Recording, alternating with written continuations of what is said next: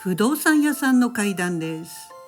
九州の福岡県には油山という山があり、その山の一部では心霊現象がたびたび起きるということで、心霊好きには有名なスポットのようでした。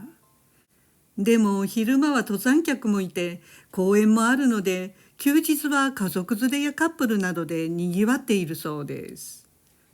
さて、これはその福岡にお住まいの女性の方、仮に郁恵さんとお呼びしますが、今から30年近く前の郁恵さんがまだ30代の頃の出来事です。それは秋晴れの気持ちの良い日でした。郁恵さんは小学生の息子さん2人を連れて、お兄さん夫婦と一緒に油山に来ていました。標高597メーターの油山の中腹には、油山市民の森という市民のリクリエーションの場があり、今ではハイキングや登山ルートも整備され、四季の自然を楽しむ人気の場所となっています。当時はまだそこまで登山ルートは整備されていませんでしたが、逆にもっと手つかずの自然の見どころがたくさんありました。郁恵さんたち一行は子どもたちがまだ小学生だったのもあり、山頂の途中にある展望台まで登ろうということになりました。そこでお兄さん夫婦の後ろを郁恵さん親子が追従する感じで景色を眺めながらゆっくり登っていきました。最初は緩やかな山道で、郁恵さんは周りの自然を観察しながら進んでいきました。ただふと郁恵さんが不思議に思ったのは、山道を登っているのは郁恵さんたち一行だけで、他には誰もいないことでした。そしてそのうち少しずつ気がつかない程度に坂の傾斜は強くなっていきました。郁恵さんの息が速くなっていくにつれて、前を歩くお兄さん夫婦や子供たちと自分との距離が空いていったそうです。みんな元気だな、日頃の運動不足がたたったのかな、と郁恵さんはぼやきながら前を元気に進むみんなに遅れを取りまいとついていきました。でも実際郁恵さんは日頃運動不足でもなく、特別体力のない人でもありませんでした。ただその日は不思議にも少しずつお兄さん夫婦と子供たちに引き離されてしまったのです。そして気がつくとその距離もだいぶ離れてしまい、30メーターか40メーターくらい先に小さく彼らの姿が見えるくらいになってしまいました。あんな離れちゃったと嘆きましたが、声を出して呼び止めるのもきつかったそうです。でもどうせ目的地は同じですし、自分一人はぐれたところで一本道ですから、気にせず彼らの姿を目で追いながら登っていきました。すると遠く前方を歩くお兄さん夫婦と子供たちが突然郁恵さんの方を振り返り、こっちだよと叫んだそうです。そしてさっと山道から右側の山の中に入っていきました。その瞬間彼らの姿は見えなくなりました。郁恵さんは、あれ、展望台はあそこを曲がるのかな、急がなきゃと慌てたそうです。そして息を切らしてお兄さんたちが曲がった地点まで来ると、そこには山に入っていく狭い石段がありました。こんなところを登っていったのかと少し驚きましたが、郁恵さんは急いで草木がうっそうとした雑木林の中にあるその石段を登っていきました。郁恵さんは彼らに追いつかなくてはと、その一心で必死に早足で階段を登っていました。でもいくら急いでも前方には誰も見えませんでした。なんでこんなに登ってるのに全然兄たちに追いつかない。そう思ったと同時に、さっきとは周囲の空気が違っていることに気がつきました。するとじわじわと嫌な予感がしてきました。突然何の音もしなくなり、時間が止まったような感覚に襲われました。そして郁恵さんはハッとしました。誰かに見られていると感じたそうです。このうっそうとする草木の中から誰かが自分をじーっと見ているように感じたのです。まずい、ここは登ってはいけない、と郁恵さんは直感的に思いました。これは自分が立ち入ってはいけないところに迷い込んでしまったと感じ、慌てて振り返り石段を走り降りたそうです。そしてさっき山の中にそれた地点まで駆け下りて戻ってみると、その山道を挟んだ反対側にお兄さん夫婦と子供たちが唖然として立っていました。郁恵さんが山の中から突然駆け下りてきたので、みんな驚いていたそうです。郁恵さんはすぐ彼らに、この山の中にみんな入っていったよね、こっちだよって声をかけたよね、と聞きました。するとお兄さん夫婦も子供たちも誰もそんなことは言っていないし、山の中には入っていないということでした。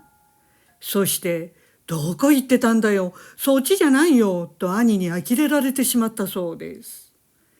郁恵さんは愕然としました。自分は何を見ていたのか、あのまま石段を登りきっていたら、自分はどこにいていたのかと考えるとゾッとしました。しばらくあの時の異様な空気感と強い視線を忘れることができなかったそうです。さて、それから数年経ち、郁恵さん家族は油山のふもとの町に引っ越しました。その地域では油山の施設の掃除などを住民が交代でやる規則でした。ある夏、郁恵さんの町内会では油山の施設の中にある公園の草むしりをすることになりました。決められた日時に町内の住民が集まり、一斉におのおのの担当場所の草むしりをするそうなのですが、たまたまその日は郁恵さんは都合が悪く、別の日に一人で草むしりをしに行くことになりました。朝の7時に指定された場所に車で行くと、郁恵さんはその場所の異様な雰囲気にハッとしました。そしてつい先日、中学生になった息子さんが友達と油山のどこかの心霊スポットに行ってきた話を思い出しました。そこは公園で首吊りもあった場所で、戦争の慰霊碑もありました。息子さんたちはその隣にあるお寺に人形がたくさん置かれていたので、気味が悪くなり逃げ帰ってきたと話したそうです。郁恵さんが到着した場所はまさにその心霊スポットの公園だったのです。道理で違和感があるわけで、郁恵さんはここかと嫌な予感がしたので、一旦車の中に逃げ込みました。すぐに帰りたかったのですが、草むしりをしないと痕跡で分かってしまい、罰金を取られるので、仕方なく車から降りて、恐る恐る指定の場所に行きました。目の前には以前兄夫婦と子供たちと登ったあの山があり、深く暗いその山のシルエットが見えました。そして真横は例の首吊りがあった場所だったそうです。郁恵さんは山も首吊り現場も見ないようにして、さあ草むしりをさっさと終えてしまおうと雑草に手をかけた時でした。突然その山の方から二人の男性の話す低い声が聞こえてきたそうです。あれ、誰か山から降りてきたのかなと郁恵さんは手は休めずに思いました。どうやら話しながら男性たちは郁恵さんの方に歩いてきているようでした。でも変だなと感じました。男性の声は聞こえるのに姿が見えません。山からの一本道にもかかわらず誰も現れないのです。すると突然空気が変わりました。以前山道で間違えて石段を登った時と同じ不穏な空気感になりました。あの日と同じような何かが普通ではない感覚がして、怖くなった郁恵さんは雑草を一むしりすると走って車の中に逃げ込んだそうです。しばらく車内から様子を伺っていましたが、結局山から降りてくる人などいませんでした。その後すぐ郁恵さんは帰宅し、その話を友人にしたところ、今日郁恵さんが行った公園と同じところに友人は以前夕方散歩で行ったことがあったそうで、その時郁恵さんに男性たちの声が聞こえたという、山に向かう一本道で真っ黒な人影を目撃したということでした。それを聞いて郁恵さんがネット上で調べたところ、この油山の展望台付近などでは過去に首をつって亡くなった人が何人かいたそうで、昼間でも白い影が周辺に現れるという心霊スポットだということでした。また他にもバイクで山を登っていた人がバックミラーに顔が潰れた女性が映っていたとか、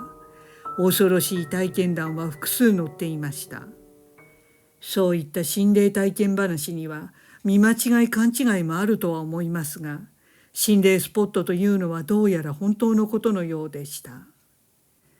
今現在は油山市民の森は整備が進み、かなり様変わりしたそうで、家族連れが訪れるようなリクリエーションの場所などは心霊スポットとは無縁な感じですが、人がめったに入らない油山の深い山奥には